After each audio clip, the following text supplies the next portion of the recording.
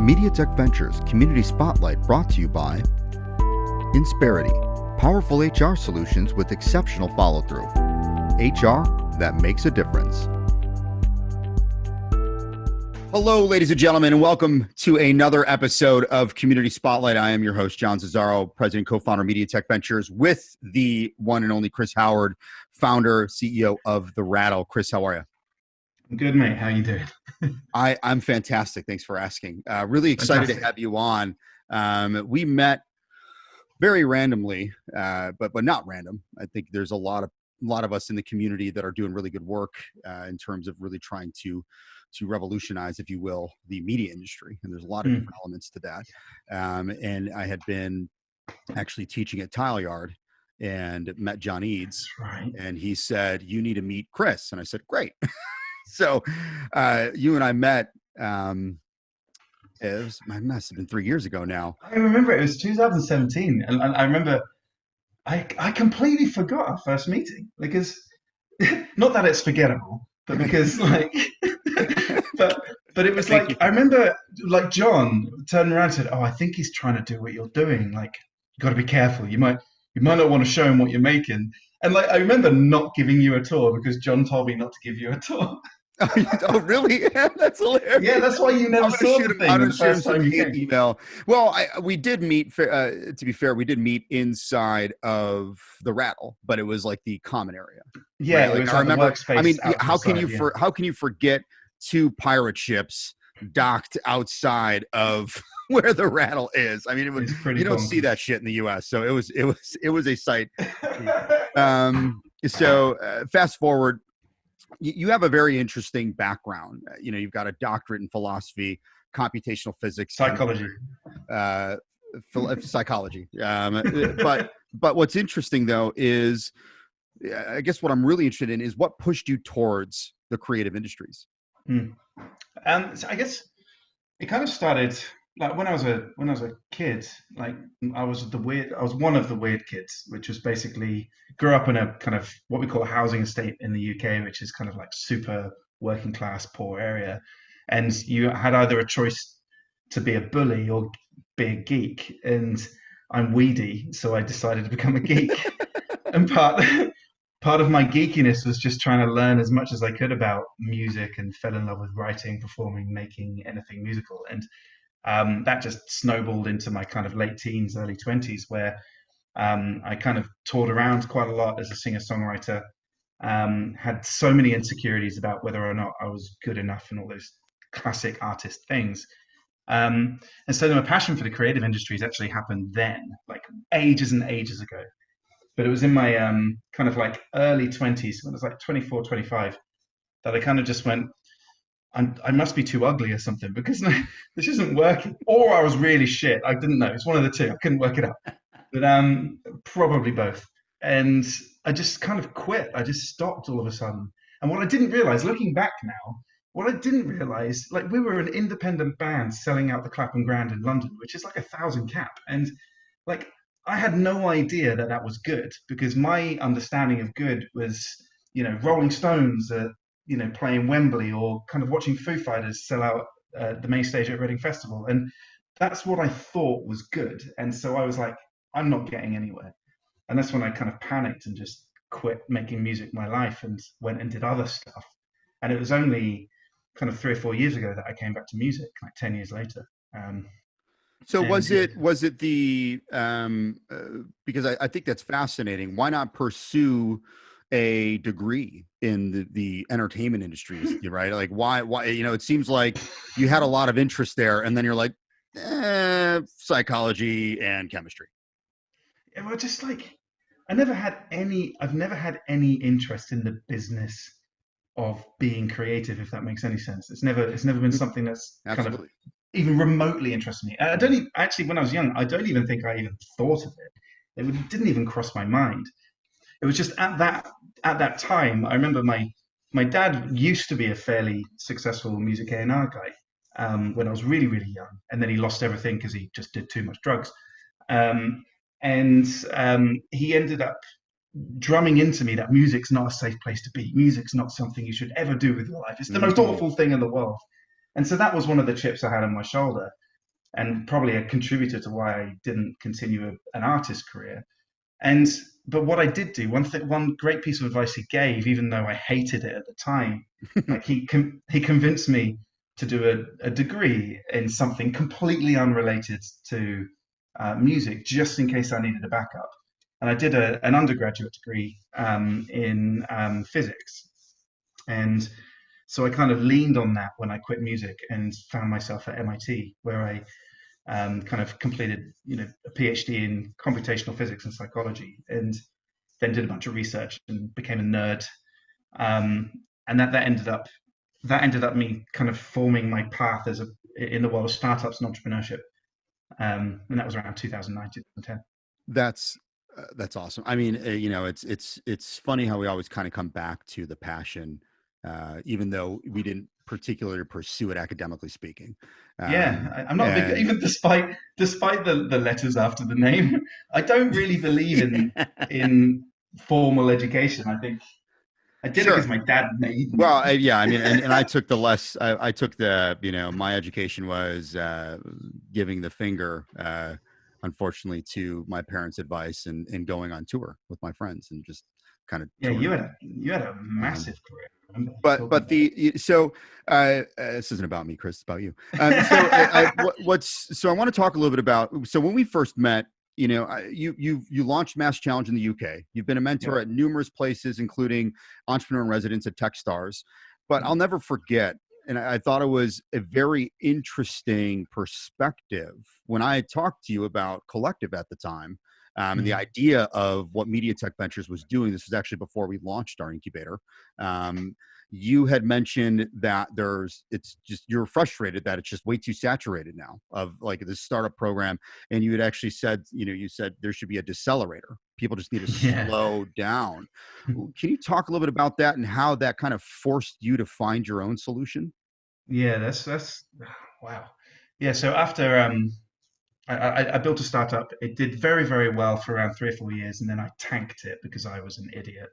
But that gave me a bunch of life lessons to then go and co-found the UK's Mass Challenge, so the extension of Mass Challenge that was in America. And it was in that process of setting up a startup program with a big brand in the UK that made me realize that actually no one really wants this. Like people don't people don't really want an accelerator. They want a check. That's 9 times out of 10 why they would join an accelerator. And I started really digging into what an accelerator is actually supposed to be for. And that led to going back to the history of Y Combinator, who I kind of consider to be the forefathers of modern accelerators, at least. And there's two kind of forefathers. There's Rainmaking, and then there's Y Combinator. And Y Combinator in particular, it didn't set up as an accelerator. It's set up as a way of mobilizing the angry out of work to basically have the opportunity to build something that says fuck you. And like that's essentially what it was for. It was a way of filtering the angry and out of work, helping them make a statement, and by making a statement a great company can be born. um, and as I've been watching all of these accelerators, get born, from Techstars to even Mass Challenge to, Mhm. the Beta Springs, the whatever else there may be, like we look at a lot of these equity-driven accelerators, and they've just become copies of copies of copies of copies of copies of Mhm. copies of Y Combinator, um, without really understanding why Y Combinator was created in the first place. And it was created to make a statement. It was created to make amazing things. Make amazing things, and a great business is the consequence. Whereas all these accelerators now are like, you must follow the lean startup. You must fit your thing to the market. You will be a robot. You will make yet another Uber for something no one gives a fuck about. And it Unicorn, just, unicorn. yeah, it's just like, it's just like, it's so pointless. It's so pointless. Just make something amazing, and a great business is a consequence of being amazing and being diligent about what you're doing. And so you can't make amazing things if all you're doing is going, what does the market want? Like you have to invent something. You have to be original, and that is different for everybody. And but the most common behavioral trait about people who really make amazing things is that they procrastinate. and they're lazy. And they sit there and go, oh, I'm going to play a computer game. And then, aha, Dropbox. And it's kind of, we need to facilitate that behavior without it becoming a poisonous character trait. And so I coined this term, the decelerator, to slow people down so that they can think of really amazing things and create really amazing things. And that gave rise to now my anti-accelerator type attitude, if I'm honest. Well, that's Hope that makes sense. no, that definitely makes sense. And I do believe that a lot of these programs are carbon copies of other programs, I'm making which is bread. yeah. So Go. for those of you that didn't know, I am the optimist is Chris's tag, but your is that the same? That's not the same as your chef Instagram. How do people find out all I recently changed my Instagram from I am an optimist to food with Min. food with men? That's Min's right. my little boy. He's an 18-month-old. Right. We have videos of just exploring food together. Well, he eats way better than I do, and I'm really jealous. So, I'll send you my paper so you can adopt me. Oh, you do look like a lovely baby. Yeah, there's a lot of weirdness to that whole situation that we won't get into. Yep. What's interesting is a lot of innovation is really driven by frustration, right? Disgust with your experience, some sort of little bit of an opportunity. Because if you think about it, it's disgust is a very transformative kind of feeling. It's an emotion, right? Like I don't like the way it is anymore. I don't like the way this is anymore. I'm sick and tired of being sick and tired, right? It's just a very get off your ass, don't play the video game and go fucking do something kind of emotion. And so fast forward, the Rattle, an incredible organization, and it's had a lot of many iterations over the past few years.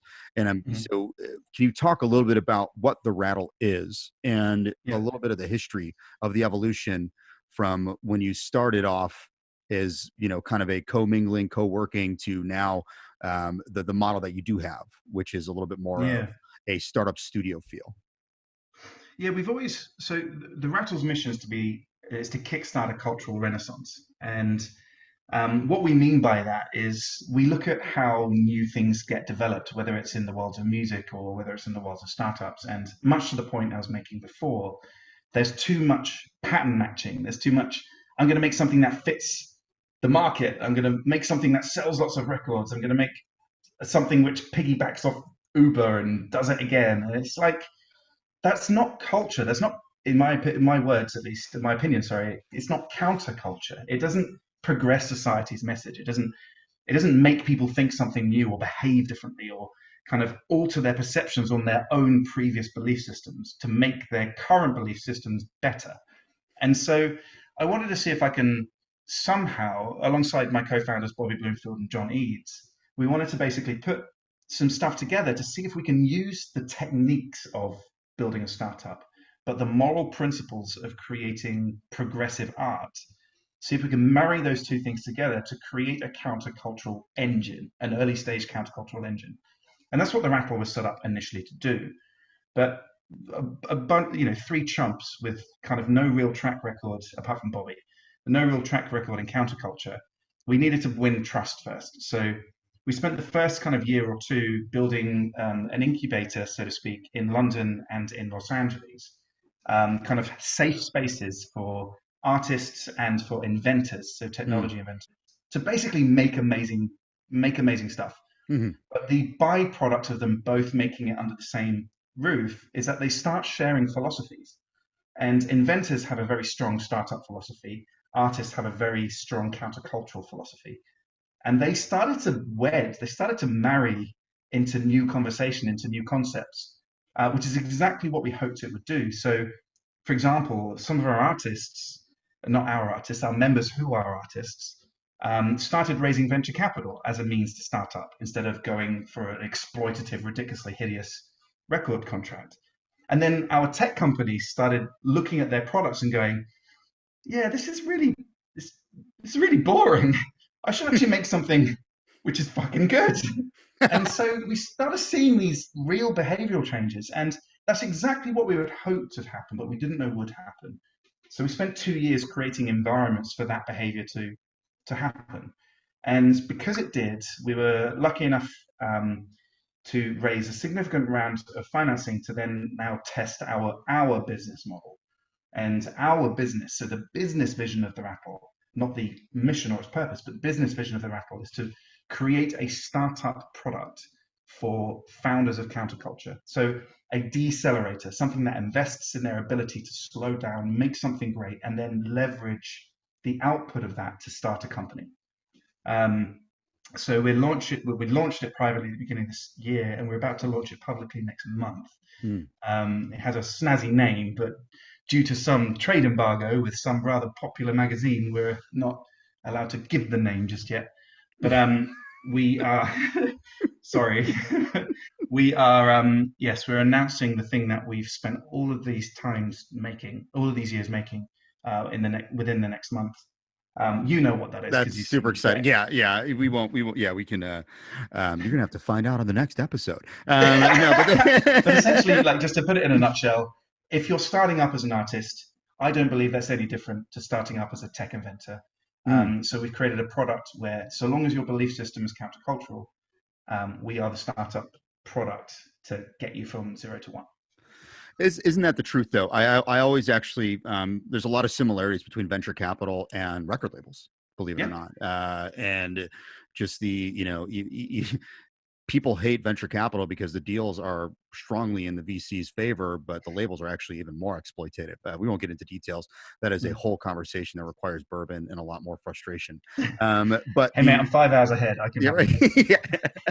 Yeah. Is this really coffee? I don't know. Is that really water? Yeah, right. I'm not that big of an alcoholic. You said a couple things that are really interesting, and what's fascinating is our very first event, MediaTech Ventures, was in December of 2016, and that event was musicians and venture capital, and we Mm. brought both those communities together to have a conversation why musicians can't get venture capital. Because I guarantee if you asked any LP, if you asked any investor, period, if they had the chance to invest in a Lady Gaga, let's just say, before she was Yeah, Lady Gaga, yeah, overwhelmingly it would be yes. yeah, And so, completely. so what does that look like? How does that work? And so that was that's fascinating. And there's a couple artists that come to mind when you talk about the idea of counterculture and marrying the technology with the arts. Bjork certainly has Without a doubt. been a pioneer, right? In almost could be a really good face, right, to kind of what the Rattle could represent. Yeah, And Imogen Heap, who actually is an advisor, right? I believe. yeah, she's part of our crew. Yeah. And so I think that is fascinating. And both of those artists kind of excel beyond music, right? And I think Mhm. that's a really interesting thesis to the whole thing. My question for you is media in the 21st century digital economy is devalued across the board because the internet fucked everything up. And music obviously is one of those verticals within the grand, media realm. What was it about music versus other media that made you kind of focus on that instead of anything else? Oh, that is a good question. So there's an emotional answer and then there's a logical answer. The emotional answer is pretty simple. Is we fucking love music. I mean, it's simple as that. And I wouldn't want my life to be filled with anything else. It's um, that's professionally speaking, that's my heart and my soul. And so that was a no-brainer. But it's interesting when you say the word media because if you take the definition of media, like the word media just means a medium of communication or storage, That's right. and so like the industry of media is just a means to communicate. Is how I see it. And you either communicate through experience, through art, through product of some kind, Hmm. and that's just the media of transferring entertainment and hospitality and whatever else it may be. And we really logically focus on music because music as a message, as a mechanism to spread society's message, pervades every industry there is. You can willing to bet probably a third to a half of the people that walk into any office in any company anywhere in the world will be listening to music as they walk in. And so it has a very powerful means of communicating society's Mm. message that no other, in my opinion, media can. You can have a really provocative Netflix documentary, but once you've watched it, you go, "Did you watch Making a Murderer?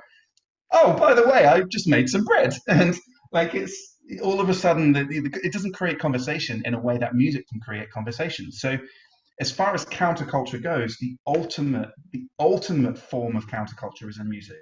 Like it's just, in our opinion, it's just a no-brainer. And because it pervades every industry, that means we can start creating ventures with artists in every industry, not just exclusively music rights. That's actually a really good point. I think the second most brand trust beyond musicians being number one is athletes, right? And Yeah, so absolutely, completely. that's a really interesting point, right? If you want to make a point, artists would be the way to do it, Yeah, specifically in music, because yeah, people ride or die with their musicians. yeah, Um, it is. It's funny that in Chicago, 97.9 The Loop, their slogan is the soundtrack of our lives, right? It's really mm, true. Like music mm, was with you from the beginning to the end, and a song will bring you back anywhere, give you good feelings, bad feelings, the whole gambit. So that's powerful, and I think I yeah, I very much. completely agree with you on that.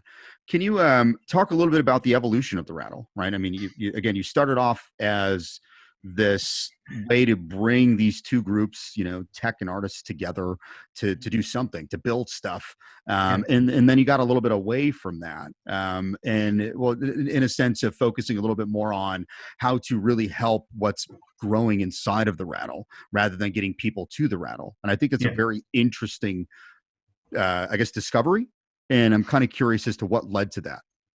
Yeah, that's interesting because like we know that the rattle as physical spaces are kind of nodes for community where people essentially share philosophies, mindsets, and skills and all those kind of things. And we have at any one time anywhere between 120 and 130 active people in those spaces. Um, but what we realized is that there just isn't any, once you found something that you can make. So if you're an artist and you say, "I'm making music that's now affecting counterculture," and the business of music just won't allow me to push that further because it's just not designed to support that. How the hell do I start up? How do I get myself into a position of strength? And from a kind of economic point of view, and so we realized that there was nothing on the market that invests in these countercultural founders in the way that a Y Combinator might, or Sure, the sure. way that a kind of entrepreneur first might. And so we just made it. Like we thought, okay, if we're going to do it, if we were starting from scratch, what deal would we want? And we literally wrote on a piece of paper the deal that we would ideally want if we were them. And we just wrote that down in the form of a manifesto. The three founders. This was middle of last year. We kind of wrote that down and said, "That's what we want to make." And so we then we went to like lots of people, like a fairly influential guy, Cliff Flouet, who's a music tech Hmm. and advocacy lawyer. I think you know him very well. We spoke to people like Brian Message from ATC and Radiohead, and even some of our own investors, and they just laughed. They were like, "Good one. You're not going to make that happen." And so that just made us want us to make it happen even more. So one thing led to another, and we created this new venture studio type thing, specifically targeted for founders of counterculture, and we piloted that pre-pandemic in London, and it turned out to be wildly successful. And some of the artists and tech founders that are part of that prototype are just exploding right now because they're not restricted to the business model of music. They like this as well as I do. If you want to make a really good disruptive startup, the very first thing you do is you make a mess, you cause a disruption. You invent something or you say something that pisses people off, or it changes the way somebody goes about their everyday behavior. So you need to get in front of their attention and say, "Don't do this, do that. Don't think this, think that." Hmm. And if they go, "Oh, yeah, actually, I quite like that," then you have classically what we call a user. And so you invent something that creates that behavioral change. And then after that behavioral change is made, you think, what product can I create that packages that up so I can sell it? And after you've figured out your product, you then go, what business model provides a means for that product to thrive on its own merit? It's just the admin of managing product. So you can't make a great business model until you've made a great product. And as a disruptor, you can't make a great product until you've messed stuff up for the better. So the trouble with the music economy is that they pre-design your business model before you've done any disruption. And so we can't let that continue. It's just not right. So we have to create a startup method that finances and develops those founders without having to decide a business model later, at the beginning. And that's what we found in the middle of last year. That's why we piloted what we did, and that's why in a month's time we're announcing it to the public. Man, you keep bringing that up. Everybody's going to be waiting. I know, I love it. I hope it does come out now. Like, that'll be really shit. So where's this thing, Chris? Yeah, right. Yeah, right. Did I say a month? Yeah, I got it on record. Shit. Go with the story, mate. What so we're coming up on time. Just a couple more questions here for you. If you had a superpower, what would it be?